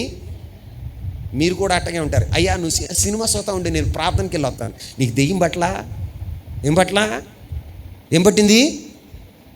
ఆయన సినిమా చూస్తావేంటి, నువ్వు ప్రార్థనకు వస్తావేంటి? నువ్వు వస్తేనే వెళ్తా. చెప్పండి, అంటావా? మాట్లాడరా చెల్లమ్మా, నవ్వుతున్నారు. అమ్మగారి ఇంటికి వెళ్ళేటప్పుడైతే నువ్వు వస్తేనే నేను వెళ్తా అని భీష్మించుకుని కూర్చుంటావే. ఫంక్షన్కి వెళ్ళేటప్పుడు నువ్వు ఈ షర్ట్ వేసుకుంటేనే నేను నీ బండి ఎక్కితే లేకపోతే నేను ఎక్కనంటావే. ఇప్పుడు ట్రెండ్ ఏంటి? మ్యాచింగ్. భార్య భర్తలు ఒకే కలర్ ప్యాంటు, ఒకే కలర్ షర్టు, ఒకే కలర్ చీర. పైన మెరుగులే, లోపల ఉండవు. ఏంటి? మాట్లాడండి. పైన మెరుగులే, అంతరంగాలు కలవాలి. ఆమేన్. మనస్సులు కలవాలి. చెప్పండి. ట్రెండ్ ఏమైపోయిందంటే ఫేస్బుక్లో నీకేది ఇష్టం? వైట్ షర్ట్ ఇష్టం, నాకు కూడా వైట్ అంటే ఇష్టం. నువ్వేది ఇష్టపడతావు? ఏది తింటావు? Cadbury chocolate. నేను కూడా క్యాడ్బరీ చాక్లెట్. తినుబండారాల్లో, వస్తు వాహనాల్లో, కట్టుకునే వస్త్రాల్లో ఇవి కలవటం కాదు, మనస్సులు కలవాలి. ఏం కలవాలి? మనస్సులు కలవాలి. మీరు ఒక్కటై ఉండాలి. దేవుని సన్నిధికి వచ్చేటప్పుడు భర్త కూడా రావాలి, పిల్లలు కూడా రావాలి. అది నేను చెప్పే మాట. బైబిల్లో ఒక మూర్ఖుడైన రాజు ఉన్నాడు. ఎవరో? గట్టిగా చెప్పండి. ఎవరో అంటే ఆయన పేరు ఆహాబు. ఎవరండి? ఆహాబు తన భార్య మాట వినట ఏం చేశాడు? ఒక రిఫరెన్స్ చదవండి. 1 రాజుల గ్రంథం 21వ అధ్యాయం 25వ వచనాన్ని చదువుదాం.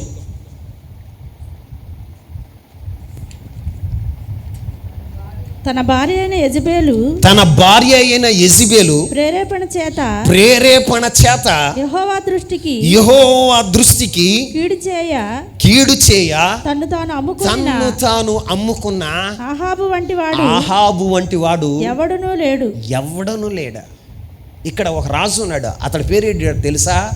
ఆహాబు. చెప్పండి. ఆహాబు రాజు అట. తన భార్య ప్రేరేపిస్తే దేవుని దృష్టికి, ఎవరి దృష్టికి ఏం చేశాడు? కీడు చేయ తన్ను తాను అమ్ముకున్నాడట. ఏం చేశాడు తెలుసా? యెహోవా ప్రవక్తలను చంపించాడు. భార్య మాట విని యెహోవా ప్రవక్తలను చంపించిన వాడుగా ఉన్నాడు. భార్య ఏం చేసిందో తెలుసా? నాబోతు పొలాన్ని కబ్జా చేసి అక్రమంగా వచ్చిన ఆస్తిని అనుభవించాలనుకుంది. దానికి ఏమొచ్చిందో తెలుసా? ఆ కుటుంబం మీదకి శాపం వచ్చింది. ఏమొచ్చింది చెప్పాలి అందరూ. అంత శాపగ్రస్తమైన అనుభవాలు, వారి రక్తము కుక్కలు నాకునంతగా దేవుడు శపించాడండి. అంత శాపగ్రస్తమైన అనుభవాలకి వెళ్ళిపోవటానికి కారణం ఏంటో తెలుసా? తన భార్య ప్రేరేపణ చేత. దేని చేత? మరి నేను ఒక ప్రశ్న అడుగుతా. మరి నీవు ఎంతగా ప్రేరేపిస్తున్నావు? నీ భర్తని ప్రార్థనకి రా, నీ పిల్లలని ప్రార్థనకి రా. ఇదిగో నీతి మార్గంలో నడు, ఇదిగో ఇది సత్య మార్గం, ఈ మార్గంలో నడిస్తే మనం జీవంలో నిత్య మహిమలో మనం ఉంటాము అని ఎంతమంది మీ భర్తలను ప్రేరేపించేవారుగా ఉంటున్నారు? ఎంతమంది ప్రేరేపిస్తున్నారు? ప్రియులారా, రోజున మీకు మాట చెప్తాను నాయన. ఇక్కడతో ఆడవాళ్ళ సంగతి వదిలేద్దాం, మగోళ్ళ సంగతికి వద్దాం. ఎవరి సంగతి? మగోళ్ళ సంగతి. ఇప్పుడు రండి మొదటి వాక్యానికి. ఆదికాండము 3వ అధ్యాయం 17వ వచనం.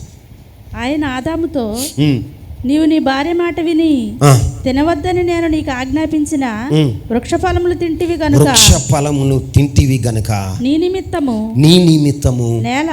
నేల శపించబడి ఉన్నది. ప్రయాసముతోనే నీవు బ్రతుకు దినములన్నీ దాని పంట తిందువు. అది ముండ్ల తుప్పలు గచ్చ పొదలు నీకు మొలిపించును.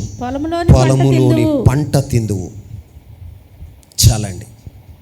ఇక్కడ ప్రభు చెప్తున్నాడు, ఏదెను తోటలో నుంచి వారిని తోలివేసి,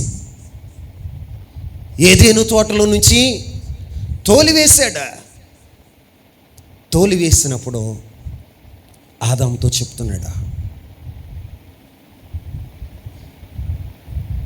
నేల నీ మూలంగా శపించబడింది. ఇప్పుడు నీకు నీవుగా పంటను పండించాలి.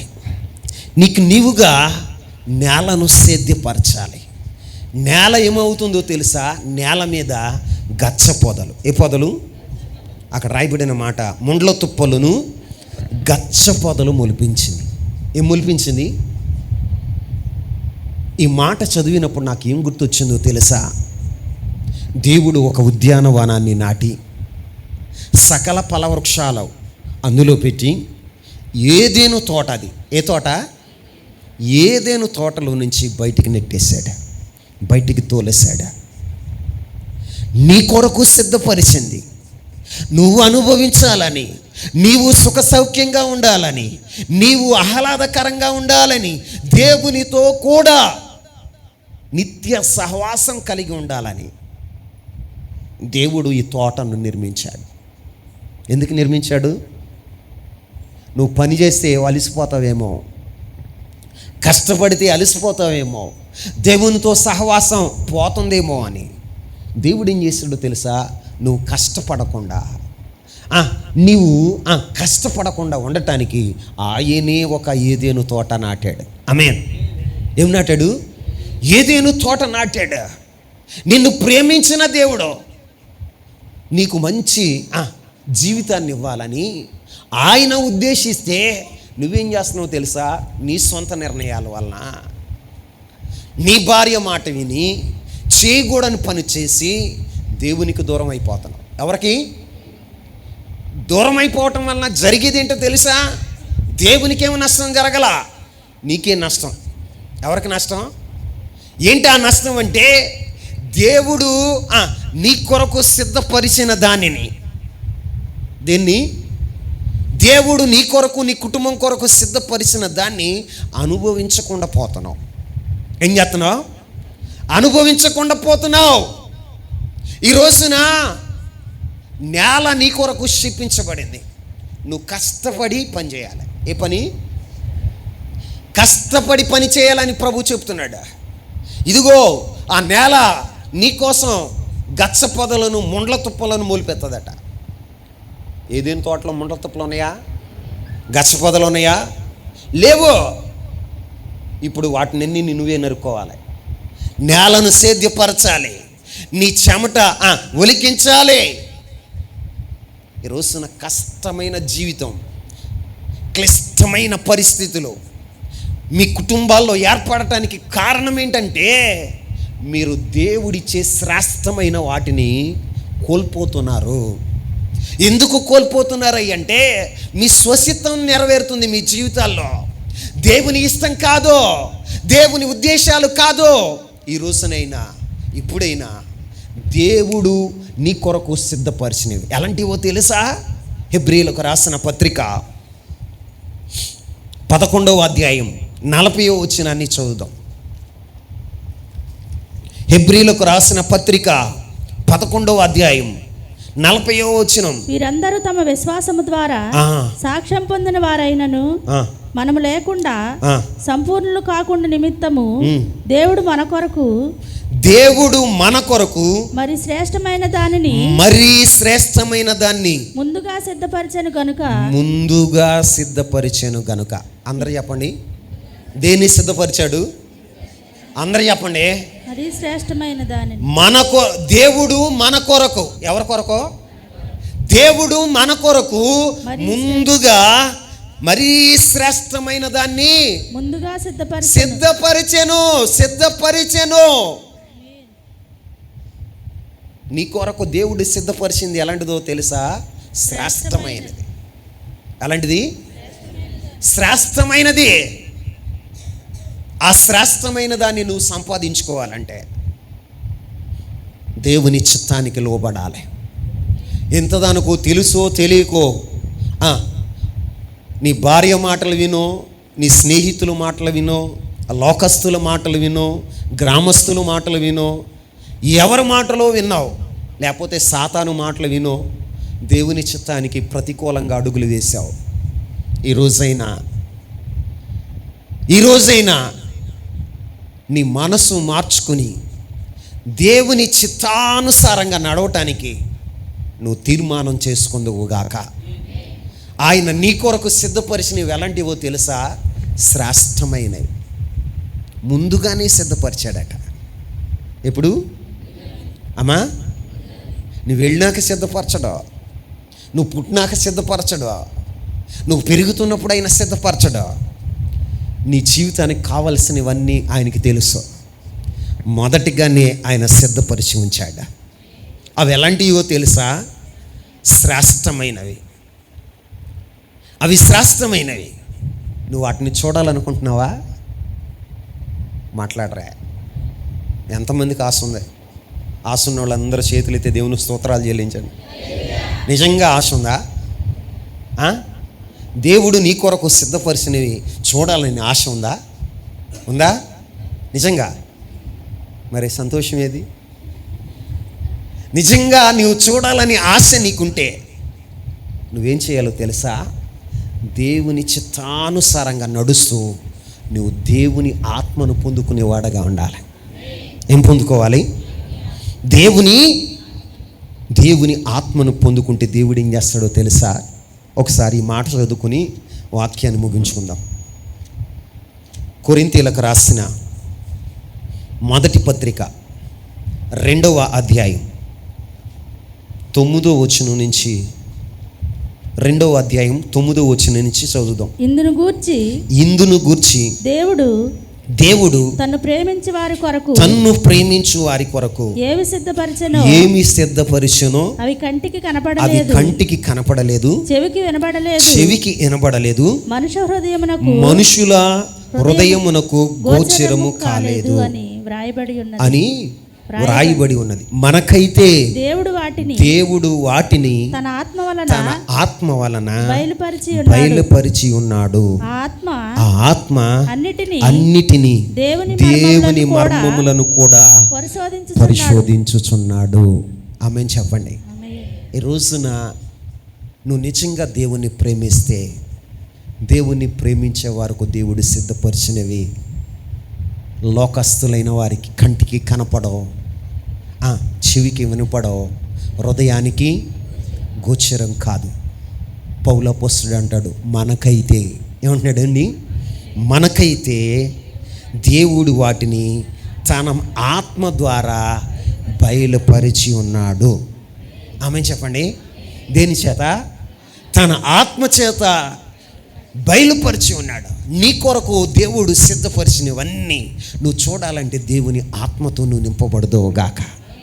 దేవుని ఆత్మతో నువ్వు నింపబడాలంటే మొదట నీ జీవితంలో జరగాల్సింది ఏంటో తెలుసా? శుద్ధీకరణ. చెప్పండి. ఏం కరణ? శుద్ధీకరణ. నీ పాపములకు ప్రాయశ్చిత్తం కలగాలి. ఇక్కడ ఆదాము యొక్క జీవితంలో దేవుడు ఏదైనా తోటలో నుంచి తోలివేసిన తర్వాత ముందుగానే ఆయన తోలివేసే ముందే వాళ్ళతో చెప్తున్నాడు, సాతానుతో చెప్తున్నాడు. ఏమనో తెలుసా? సాతానా, చూడండి, సాతానా,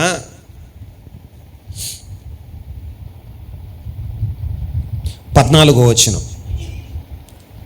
అందుకు దేవుడైన యెహోవా సర్పముతో నీవు దీన్ని చేసినందున పశువులన్నిటిలో భూజంతువులన్నిటిలో నువ్వు శపించబడదువు. దానివై నీ కడుపుతో ప్రాకుతూ బ్రతుకు దినములన్నీ మన్ను తిందువు. మరియు నీకును స్త్రీకిని నీ సంతానమునకును ఆమె సంతానమునకు వైరము కలుగును. అది నిన్ను తల మీద కొట్టును, నీవు దాని మడిం మీద కొట్టుదు అని చెప్పాను. ఇక్కడ పరలోకపు తండ్రి తన ప్రణాళికను చెబుతున్నాడు. ఏం చెప్తున్నాడు? తన ప్రణాళికను చెబుతున్నాడు. సర్పంతో చెప్తున్న ప్రణాళిక ఏంటో తెలుసా? సర్పమా, సాతానా, ఇదిగో స్త్రీ సంతానానికి నీ సంతానానికి వైరం కలుగుతుంది. ఆమేన్. ఇప్పుడు స్త్రీ సంతానం ఎవరో? స్త్రీ సంతానం ఎవరై అంటే ప్రభు అయిన యేసుక్రీస్తు ప్రభువారు. ఆమేన్ చెప్పండి. ప్రభు అయిన యేసుక్రీస్తు ప్రభువారు. యేసుక్రీస్తు ప్రభువారు వచ్చి సాతాను యొక్క తలను సితక తొక్కిన వాడుగా ఉన్నాడు. ఎలా అంటే సిలువలో. ఎక్కడ? సిలువలో సాతాను యొక్క తలను సితక కొట్టాడు. ఇప్పుడు భూమి మీద సాతానికిని దేవుని సంబంధులకి ఎప్పుడు ఏముంటుంది? వైరం ఉంటుంది. ప్రభు చెప్పాడు, ఇదిగో స్త్రీ సంతానానికి నీ సంతానానికి వైరం కలుగును. ఇది ఇప్పుడు చెప్పాడు? క్రీస్తు పూర్వం 5000 సంవత్సరాల క్రితమే ప్రభు యేసయ్య జన్మను గురించి చెప్పాడు. దేవునికి దూరం అయిపోయి అవిధేయత వలన, పాపం వలన దేవునికి విరోధంగా నడుచుకున్న ప్రజలను విడిచిపెట్టకుండా రక్షణ మార్గాన్ని సిద్ధపరిచిన దేవుడు సాతానుతో చెప్తున్నాడు, ఇదిగో నా యొక్క కుమారుడు భూమి మీదకి స్త్రీ సంతానం రూపంలో వస్తాడు. ఆయన కలువరి సిలువలో తన ప్రాణాన్ని పెడుతూ ఉన్నప్పుడు నీ తల సితక తొక్కుతాడు. నీ తల సితక ఆయన చితక పొడిచేవాడుగా ఉంటాడు. నీవు ఆయన మడం మీద కాటు వేస్తావు. ఇప్పుడు పాము కాటికి ఏమవుతావు? మరణం. ఏంటండి? అందుకే యేసయ్య మరణించి మరణాన్ని జయించి పునరుద్ధానుడై తిరిగి లేచాడు. ఈ వాగ్దాన నెరవేర్పు కొరకు యేసయ్య మరణాన్ని అనుభవించవలసి వచ్చింది. నిన్ను నన్ను రక్షించటం కొరకు ఆయనే సశరీరుడుగా భూమి మీదకి వచ్చి భూమి మీద 33.5 సంవత్సరాలు ఆయన ఈ లోకంలో బ్రతికి ఆకాశానికి భూమికి మరచిన వేలాడుతూ తన ప్రాణాన్ని పెట్టి సాతాను యొక్క తలను సితకపొడిచాడు. ఏం చేశాడు చెప్పండి? ఇప్పుడు సాతానికి ఏముంది? తల లేదు, తోక మాత్రమే ఉంది. ఏముంది? తోక మాత్రమే ఉంది. కానీ దాని తోకతో కూడా ఆకాశంలో ఉన్న నక్షత్రాల్లో 3వ వంతుని కిందకి లాగగలిగిన శక్తి కలిగి ఉందంట. ఏముంది? ఈ రోజున నువ్వు మెలుకోగలిగి ఇప్పుడైనా నీ ప్రభు అయిన యేసుక్రీస్తు ప్రభువారు ఆయన చేసిన త్యాగాన్ని జ్ఞాపకం చేసుకుని ఇప్పుడైనా ప్రభు తట్టు నువ్వు తిరగగలిగితే, నువ్వు పశ్చాత్తాపడగలిగితే, నీ పాపాన్ని ఒప్పుకోగలిగితే, పరిపూర్ణంగా దేవుని తట్టు తిరగగలిగితే శ్రేష్టమైన వాటిని నీ కొరకు దేవుడు సిద్ధపరిచి ఉంచాడో వాటిని నువ్వు అనుభవించటానికి నీకు అర్హత దేవుడు దయచేస్తాడు, యోగ్యత నీకు దయచేస్తాడు. మరి ఇప్పుడైనా ఈ రాత్రి అయినా ప్రభు సన్నిధిలో నేను పాపినయ్యా అని నీ ఒప్పుకోగలిగితే శ్రేష్టమైన వాటిని నా ప్రభు నీకు ఇవ్వటానికి సిద్ధంగా ఉన్న రాత్రి శుభరాత్రి. మోకరించండి.